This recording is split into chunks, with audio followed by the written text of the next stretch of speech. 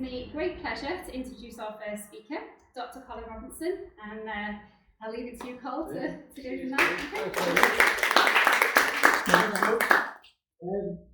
Yes, my name is Cole, Dr. Cole, most people call me, and I've been with Enzino now, working as a part of their scientific team, their product team, since December last year. And really what I do a lot of, just going to set this up so you know what to expect. First of all, you're going to have to get comfortable. I do a lot of talking to people all around the world with regards to health and the state of health. And the groups I talk to are either research groups, clinical groups, strategy groups. So in the UK alone, I'm a part of the GM Health Innovations Task Group. I'm a part of the Cities Changing Diabetes Strategy and Task Group. I'm a part of the Active Cheshire Task Group. With regards to COVID, I've been a part of the Advanced Clinical Practice Health Education Post-COVID Strategy. So I spend a lot of time looking at health, working with practitioners and looking at how we shape practitioners.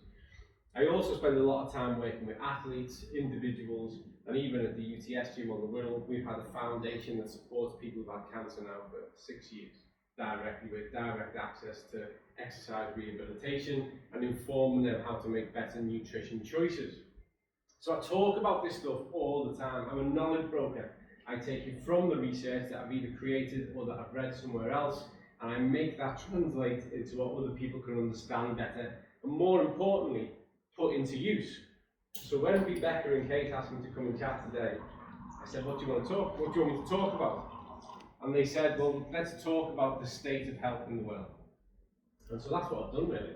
So I'm not going to talk about any products. Even though I'm in the product team and I know the product inside out, I'm not actually going to talk about any products, but there's a Q&A at the end where you can ask any questions you want about the product. Because really, the products are a solution. The products are a part of a strategy as we kick on through the rest of the 21st century. The problem is what people need to understand. Once you understand that, and you understand where we're at, the fix is really, really simple. We're not looking for answers. We have the answers. We have the tools and we have the solutions. What we need people to understand is the problem. Because if you don't know the problem, you don't realise you need to fix something. And most people are walking around, in my opinion, through my understanding of the evidence, sick. And it was defined 3 years ago. I love this. This wasn't me. It's a colleague of mine at Oxford who said, we're dealing with a plague in slow motion. The same person said to me just 3 weeks ago, we met up down in Oxford. I was there for a different reason, but we had a little research meeting whilst I was down there. And he said to me, Colin, I feel like we've been showing up to the scene after the volcano's gone off with a dustpan and brush. That's been our approach with remedial health. That's what we've been doing. We've been showing up, the eruption's gone off, we've got a dustpan and brush and we'll just tidy up around the edges. And we're losing the fight. And this is a very senior researching clinician down at the University of Oxford. Same person who said that. So I'm going to spend the next 40 minutes, because I've waffled for 5 already, explaining what the problem is and how I think we've got here. And therefore, where of all of this, and particularly, I don't want to draw your attention towards any specific products, but we've got 3 that I actually think should be a part of the National Health Service that everyone should just get through the post every single day, and we could actually change health. But we'll come to that later. If you want to ask a question whilst I'm going through, feel free. If I say something that you fundamentally disagree with, please do challenge me on it, okay? More than up for a bit of a debate, but I will address any questions at the end as well. So, the problem that we've got, let's get stuck in, is the difference between what's common and what's normal. And as of today in the modern world, we have normalized sickness. It is so common that we think that's just how it is. People take paracetamol with them to work. People take ibuprofen with them to work because they expect to get a headache. They expect to feel unwell. More worryingly, you'll be comfortable asking somebody for drugs. You'll be in your workplace, get a bit of a headache and say to someone, we got any paracetamol on you? We've normalised that. There's no red bell that goes off and you go, hold on, I'm going to now just ask someone, have they come up with a provision of drugs today, just in case they don't feel that. Go to your local shop, and I promise you, you will see the following. You'll see confectionery, you'll see alcohol, you'll see tobacco, you'll see shelves full of processed food, you'll see ibuprofen, cough syrup, paracetamol, you'll see vaping things, you'll see lottery tickets. Ask them for a fresh pineapple. Just say, have you got any fresh pineapple? Came in today. Got any fresh fish? we are a society that is geared up for sickness and illness, and we've normalised it. Sorry, it's so common that we've normalised it. We just think it's okay. We think that that's fine. That's how you should feel. That's the way it is. And this is the problem that we've got. So we're surrounded by zombies, but we don't realise the apocalypse is upon us because we all look okay. We've also delved into this. I'm not anti-pharma at all. Believe me, if you get hit by a bus, you want an ambulance, you want meds, emergency meds, you want to get taken to hospital, you need to be treated. There are times when you need emergency operations. 100% there are times when we need pharmaceutical medication. However, we, as I just said, are reliant on easy pharmaceuticals. We've developed a model of pharmaceutical dependency, such now that more often than not, if you go to speak to your doctor or someone about an issue, you're going to have a pharmaceutical solution. And that's something that they are actually working on. I'm not anti-pharma, I'm certainly not anti-health system or GP. I've got lots of friends and professional colleagues who work in that. They are starting to recognise that their fundamental understanding of nutrition isn't good enough. And some of the institutes are making big changes on that. However, as of right now, the ones we have in practice don't get to study it enough. And there are a lot of issues that we have that represent through our dietary choices that lead us to the GP surgery, that lead us to pharmaceutical solutions, when in reality, and this is the bit I've been working on for 25 years before even getting to Zenzino, a change in dietary behaviour could bring about the biggest fix. And I mean that sincerely. 66% of the UK don't actually cook a meal. So what do we mean by that? They don't chop stuff up, they don't wash it, they don't take it from the larder, they take it from a packet, they heat it up, they put it in a pan, they stick it in a microwave. That's a huge issue in our eating behaviour. We've also got a massive issue when it comes to our reliance on processed foods and ultra-processed foods. Nearly 70% of the UK diet is made up of it. All of these things equate to the symptoms and things that we're dealing with en masse in this present day. And really all of this, if you want a bit of a history lesson on it, kicked in from at about 1948. Does anybody know what happened prior to 1948 that really bolstered the processed food industry? Anyone want to have a stab at it? Like a burglar in the night? No? Cancer's situation started with all the processed foods, I think. Well, we could debate that at another time. But if we just look at where the processed food industry established itself, it was actually World War II. So it was the need to get meals out to the troops all over Europe, all over the world. They needed food, and it needed to taste okay, because everybody knows an army marches on its stomach.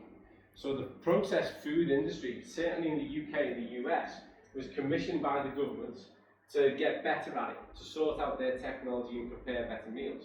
So it started with noble intentions. But then when the world wars were over, you've got all this technology, but there's no demand. And you can't make a profit off that. So things started to change. And when we roll on from 1948 to where we are today, this is where we're at. We've got a whole industry that is designed towards those two outcomes. And to such an extent now, that when I discuss either of these, you get classed as a conspiracy theorist. You know, believe me, I used to do talks, Neil will tell you, I used to do talks really attacking these guys. And then I became aware of some information. I'll come to it in a minute. I'll come to that in a minute. I used to go to town on these guys. I got worried at one point. I used to do talks and you say to people, if I die mysteriously, McDonald's, genuinely. I used to do a lot on it. But it's true. So we've got two industries. We've got the fast food, the ultra-processed, the convenience food industry, which most of us, most of you engage with on varying levels. The general population engage with far, far too much. And then we've got the diet industry, which is all about the next fad, the next method for you to lose all that weight that you've got with the other part of the problem, and people yo-yo, and they go in and out. When I was working clinically, I was a clinical exercise physiologist for 5.5 years. Big part of my role was getting super obese people to lose enough weight so they could have a life-saving operation. One of the toughest jobs I've ever had in my life. Where we were successful is where we had them on the ward and we could prevent access from their family, sneaking food in, promise you, it's like a prison. We have to check their bags and pockets, killing them with kindness. That's where we're successful. When people were home-based and following the same guidelines, they will come in and say to you, I'm sticking to this, promise you I'm doing everything you say, and the weight's going up, or it's not going down. But when we stick them in the hospital, and we do the exact same, the weight comes off. Because humans are funny. They're not rational. They're not at all, and they like comfort food. And so we have to get weight off people. And these industries sell all this. They sell promises, they sell interventions and solutions. What really upset me in recent history to do with the lockdowns was this. So, as our society unlocked, we didn't see a queue like this by the gym or the greengrocers. But we saw infrastructure changes and carnage because people were happy to wait. Do you know what the average wait time was to get your fix? Is it about 4 hours? 4.5 hours. I was roughly 4.5 hours. Yeah. 4.5 hours to attack the temple and get your fix. And why? Because people are addicted to this. This food, like most ultra-processed food, hinges off what we call bliss point technology, the dopamine cycle. The grandfathers of this were the people who put Pringles together, one pop and you can't stop, genuinely. You eat it not because you need any nutrients, but because you just want to keep eating. Dopamine, you feel amazing. This is why I think it's called comfort food. Because literally there are sensory processes that are triggered in your brain. This does the same. They make a meal that apparently gives you happiness. That's allowed. Food standard regulation, it's okay to say this is a happy meal. I feel pissed off. Can I still eat it? Do you know what I mean? Or I've eaten it, and before I was mildly discontent, but now I just feel a bit frustrated. Can I have another one? Because I haven't quite got my happiness from the meal yet. But they're allowed to do it. They break all conventions and all rules and all legislation, and they get away with it. Murder, as far as I'm concerned. They sell, guess how many burgers they sell a year? Because they're the biggest, so we should attack the people at the top. How many burgers do you reckon they sell a year? Across the world, across the globe. Yeah, not just in Liverpool. It's got to be a couple of million a day, I think. Billion burgers on average a year. 1 billion burgers. But don't worry, because it's all homegrown cattle. It's just a little crack of pepper and salt. It all goes into it. It tastes the same everywhere you go. So 1 billion. Where are all the cows? I fly a lot. You know, prior to lockdown, my job takes me around the world. Surely, if that's true, everywhere I take off and land from, there should just be fields full of the McDonald's cow, forming a queue to get slaughtered. Everywhere. Where are they? It arrives in brown boxes that last for weeks, and then you cook it, deep fat fried. And there was a shared colleague of ours who's a great nutritionist who was over at Manchester for a while, and to make a point to the athletes, she had 4 burgers and the buns on a piece of wood and the date that they were put there. And the last time I saw that board that she would show to athletes was about 2.5 years ago, and it had been there for 4.5 years. There was no discoloration, no mould, nothing. It was all okay. So it's alright. It's 100% beef. It's just a little bit of black pepper and salt. So you don't need to worry about it. So it wasn't just McDonald's. The colonel who was responsible for the biggest genocide on the planet, you don't hear about him. You get Hitler, Saddam Hussein, they get talked about a lot. No one mentions him much in the context of genocide. But there he is, a chicken so easily identified as a chicken that in the 90s they had to globally rebrand because certain countries said it doesn't look enough like one. So you can't be Kentucky Fried Chicken anymore. Can you come up with something else? You meant KFC? Brilliant. So they did a global rebrand so it didn't actually say chicken in the title. But that's okay. Just eat it. It's got legs. Some of them have more than they're meant to have, but just crack on. It's all economy to scale. And here we have, this is local. The reason why I want to show you this picture, this is not far from me. This is Chester. And this caused such panic. There were helicopters up in the air. There were police escorts. You know, people were having to be controlled because of the violence that was erupting, because they want to get to that food.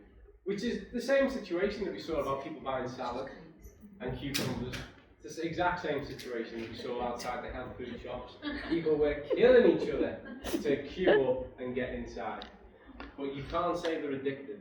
That's not fair. This food's normal, that's okay. It's a treat. It's once in a while. It's all okay. It really isn't. Well, why isn't that? Why isn't any of this made the nation go, wow, global pandemic, we're on lockdown. We know that if you're overweight or obese or you have a comorbidity, you're more at risk of the most severe symptoms. You're more likely to die. But the minute you can, let's all charge back there. It's crazy, isn't it? I often say that being a nutritionist has been a relationship counsellor, and more often than not, I'm trying to counsel people away from an abusive relationship. That's what this is. This is Stockholm Syndrome. Anyway, I like sharing this data, and I update this every now and then. This is the past 35 years. Correlation, cause and effect. Since 1985, what we see here is the increase, steady increase, in the area that has given me a career, which is exercise, fitness and sport. It's got bigger and bigger and bigger year on year. In fact, this goes to 2020. Things slowed down in 2020, but they didn't stop. More new gyms continued to open. So I'll have that data by the end of this year. So it didn't stop. People went online, we had hybrid kind of memberships, so it didn't stop. It slowed down a little bit. But what we've also got over the same period of time is an increase in the profile of all the diseases that are associated with not doing this. So if correlation did equal cause and effect, what you derive from this slide is the more opportunity you have to be physically active, to exercise, and to be told the best things to eat, the more likely you are to get a lifestyle disease that's going to prematurely kill you. The other problem we've got, remember talking about the pharmaceutical dependency, and I'm not anti-pharma. What we're really good at now is stopping people from dying. We don't live very well. Don't live very well, but they're not dead. And that's another part of what we've normalised, because it's really common. People living with really poor quality of life, but hey, you're not dead. We've come to recognise that as a benefit. That's good, at least I'm not dead. So what we see here is that despite information, remember when we thought that it was like not knowing stuff that made people do the wrong thing? And then we had Google and all that kind of stuff, and we realised it was never about not knowing stuff. It was just people just don't do the right thing. We've seen year on year this get worse, and I spend a lot of time in this area. Now, some of the information I'm about to share is quite sensitive because it's epidemiological data, and it's going to discuss cancer, it's going to discuss type 2 diabetes, and I don't do this to sensationalise whatsoever, okay? This is something I work in 7 days a week, so I'm not trying to, kind of shock anyone at all. But we are going to have a look at some of the stats around this, just to give you the heads up. First of all, let's have a look at this. We've got a huge appetite for cooking. No bugger does it, but we've got a huge appetite for cooking. You know what I mean? We love cooking programs, we love cooking books. Biggest selling book at Christmas, Jamie Oliver, all these guys. Everyone goes out and buys it. It looks great in that selfie when you're in the kitchen. We've got all the right books, but no one's actually turning the pages. It's entertainment, it's cultural, it's fashionable, it's inspiring. You know, this person literally changed their whole life through cooking, you know, transformed themselves. But there's no evidence that any of these programs change what people do. And in fact, over the past 15 years, as the profile of these programs got bigger and bigger and bigger, and people are becoming multi-squillionaires, actually less and less people cook. Less and less people cook. Our stats have got worse. Likewise, sport. Everyone loves sport, certainly in this city. Huge passion for sport. We spend our lives working in sport. People consume it, they wear it, it's entertainment, it's cultural, it's fashionable, it's inspiring, but no one does it. People just don't participate, the numbers don't change. I can bore you with the stats. Everyone loves it. Everyone can tell you who their best sporting hero is, just no one does what they do. Just to put that in context, biggest event on the planet, FIFA World Cup. Half the planet watch it. 3.5 billion people watch that. Tour de France, Olympic Games. Good thing about Tour de France is that there's all kinds of carnage going. I've worked on Tour de France and I love cycling. And there's all kinds of carnage, that crazy woman stuff, the sign out and there's a big crash. But what I love about it these days is that you don't see any motorists screaming, get off the road, you sad bastard and all that kind of stuff. Really good. You get to see cyclists just being cyclists in their natural environment without getting threatened. You caused me a 6-second delay, I'm going to murder you. Because I didn't get out of bed earlier, I'm going to kill you. UEFA Champions League, so we see our top 10 there. The smallest numbers, cricket, fair play, staying awake, would be half the effort. But still, 400 million people tune in and give it a go. Fair play, it's probably the biggest endurance task on the planet. So we've got a massive appetite, we love sport. But chefs aren't the missing piece of the problem. Sports isn't the missing piece of the problem. You are. Your accountability. The choices that you make on a daily basis. And if you're a parent or a guardian, then the choices you make on behalf of your children, nieces, nephews, adopted, whatever it is. I do talks like this so you'll have athletes who are getting onto podium or they've become part of an academy. And we do talks about food, give them some nutritional tips, and all the parents are there. And there's always, you go through and you talk about the kind of foods that you should have, the quality of foods, going for really fibrous carbohydrates, plenty of fruit and veg, lean cuts of meat, making sure there's plenty of fatty fish, how to intelligently supplement. We look at all this stuff. And then there's always at least one parent goes, oh, my Johnny, he just won't do it. And I try and talk to him and he won't listen. I say, well, just be a parent. Man up, woman up, whatever your gender is, do more of it and win that battle, because that's your child. If you don't have the mental fortitude to win a battle of wills with your child, you probably shouldn't be allowed to vote. Do you know what I mean? You can't take on your own child and go, you're not going to eat that. And we've seen that across the board. That's a big part of the problem we've got in the world. So you are the missing piece. What you do, are you the embodiment of what you believe in? Do you make these choices around your own health? Are you physically active? Do you exercise? Do you make strategically better food choices on a day in, day out basis? And do you empower that through your children? One of the things that drive me mad, and I could put names to it, but I won't because some of the people in the room know them, are people who are all over social media about their training and their exercise and how awesome they are, but they're still taking the kids to Mackey's on a Friday. So they're ace, they've looked after themselves, but the children, they're not prepared to take that battle on. Drives me mad. Drives me mad.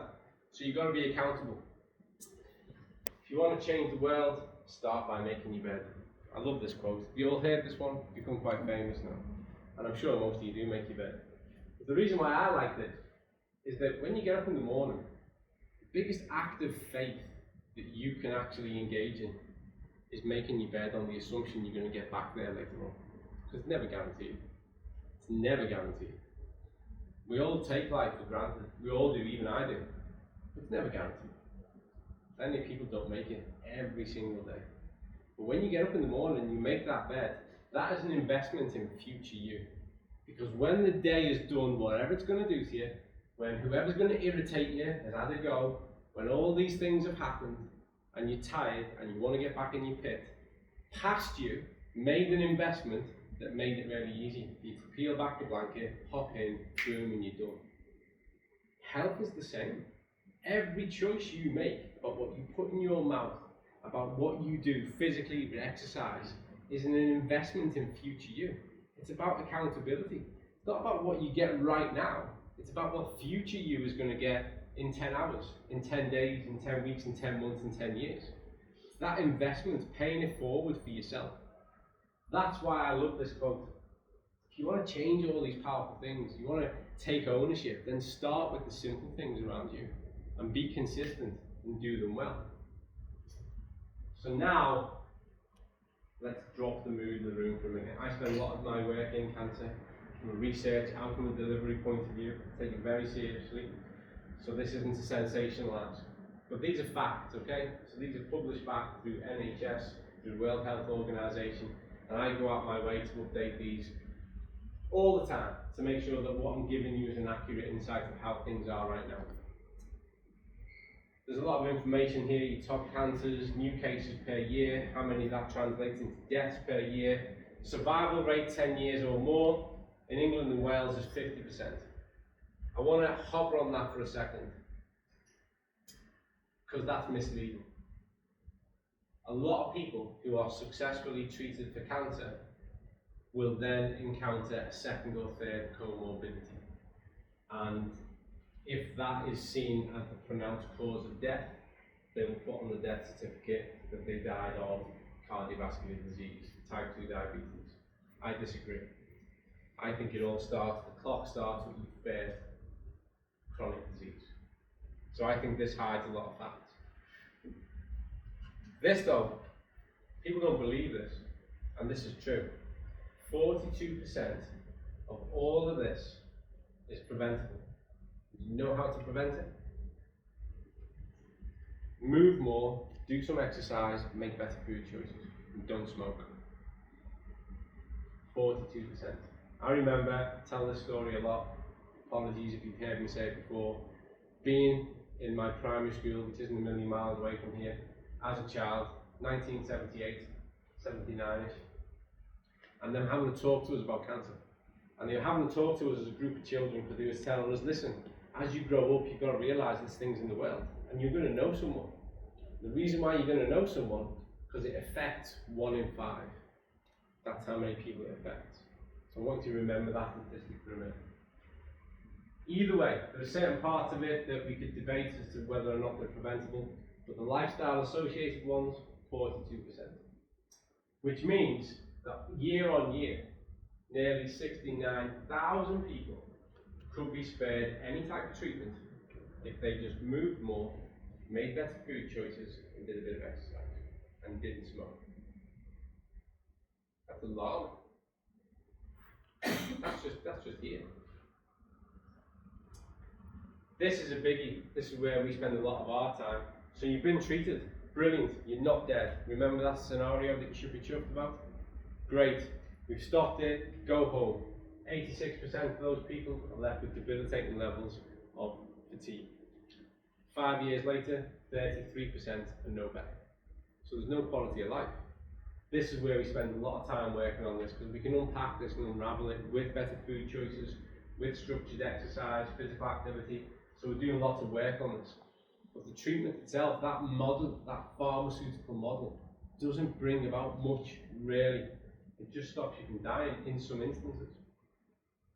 Let's look at your children.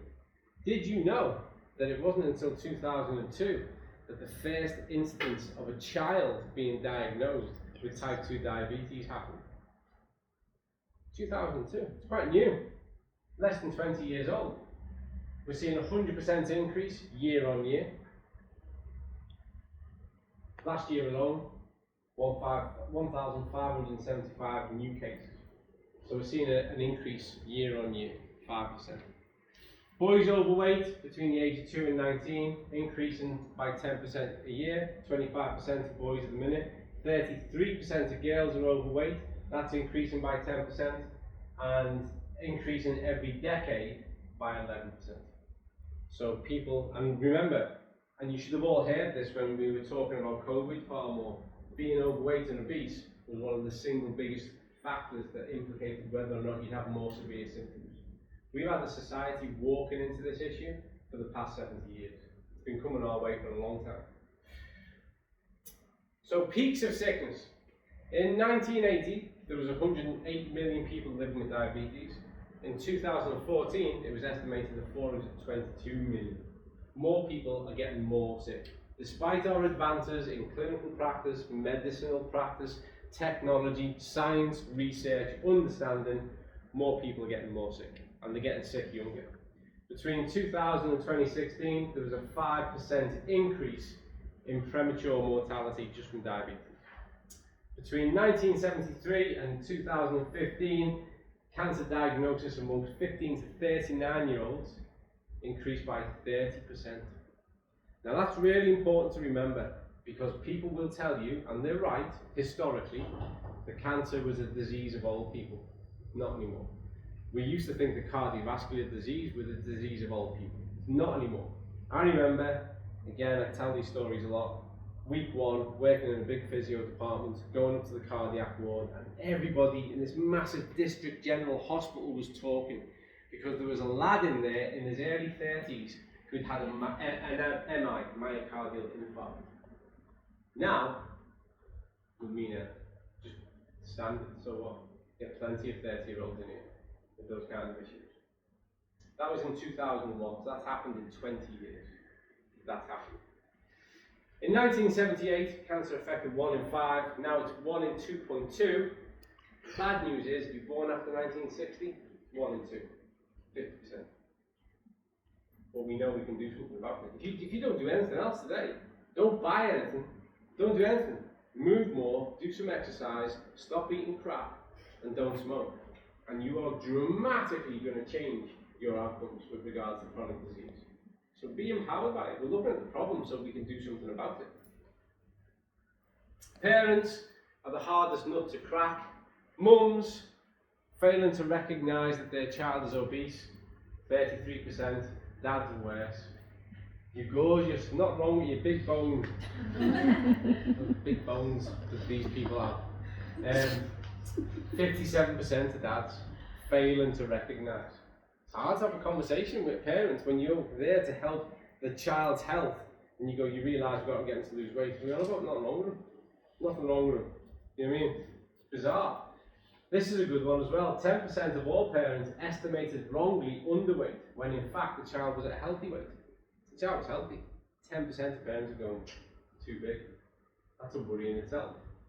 So a raised BMI, your body mass index, is a major risk factor for non-communicable diseases.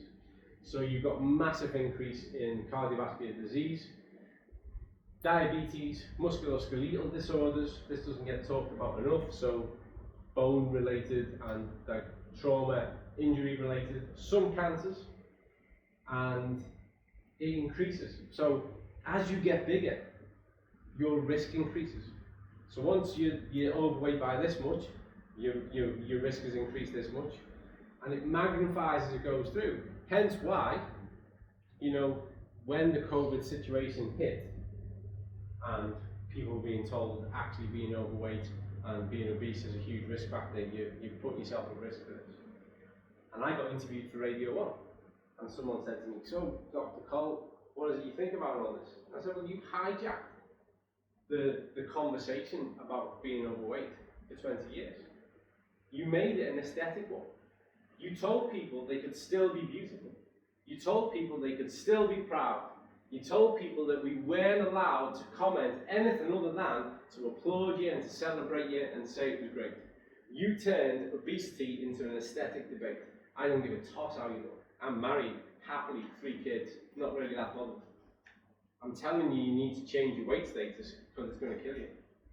That's the conversation we need to get back to. And the pandemic hit, and suddenly people want to talk about that again. Like, it doesn't matter how confident you are, it doesn't matter how great you think you look, or how many of your 10 billion YouTube followers think you're brilliant because of your confidence. What was it, Got1 went round telling everyone that? Yeah, it'll still kill you. You can't go, "Hold on, COVID, I'm dead confident." I actually think I look good, so bang! It just doesn't work that way. Likewise with diabetes, you can't have a debate with your doctor. "I'm not going to take these drugs because I feel really good about myself. I wear whatever I want." Yeah, but you literally, your insulin's running riot and you're likely to die. Feels great. So, here's a key part of it as well. We're dwelling on this, but I want to make the point. If you're overweight, there's more chance that your child will be overweight, and when a child's overweight, there's more chance that they'll be an overweight adult. That's mothers, that's dads, consistent across the board, boys and girls. If you're overweight, your kids are more likely to be overweight, and an overweight child is more likely to become an overweight adult. And do you remember all those stats about all these overweight kids? So they're all heading towards becoming an ever-increasing population of overweight adults who are going to have children who will be overweight, because we know for a fact that if you're overweight, then it's more likely that your child's going to be overweight. And then, do you remember the opening slide between common and normal, and how we normalise things? I remember going to the cinema, Odeon, top of town, to watch Rocky IV back in the day. We're all queued up the street, and a bloke walked up the road, and everybody stopped, because he was enormous, and you didn't see that back then. And you know what? No one even ridiculed, no one said anything. People were stunned. This guy was huge, and he walked up, and it was like this strange silence. I remember chatting to my mate going, it was hard to believe. Now, people can bat an eye, be fine, just be another person in the crowd. That's where we've got to. and it's really bringing about a huge impact on who and what we are.